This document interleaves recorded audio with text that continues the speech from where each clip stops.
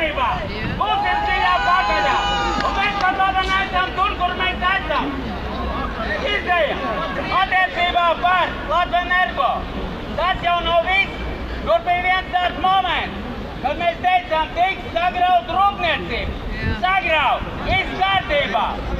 Bet attiecīgi $75,000 un tiks sagraut.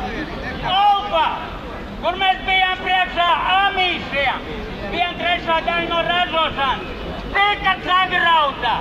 Viss kārtībā. Vai dzīvā? Latvijas izvedēja liberāli. Cietumā ar pilnu konfiskāciju.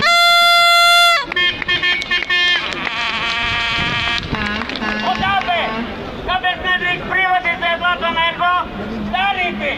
Tas ir second hand, tas ir otršķirīgi. Domājam tālāk. Kaut kāds mums izdosies nomest tos mēslus. Kaut kāds mums izdosies atjaunot ražošanu. Bet ja mēs sadosim Latvenergo, kas ir rūpniecības mugurkauls, viss, tad mēs būsim vergi par reversi. Atcerieties to, Sigurds Grauliņš!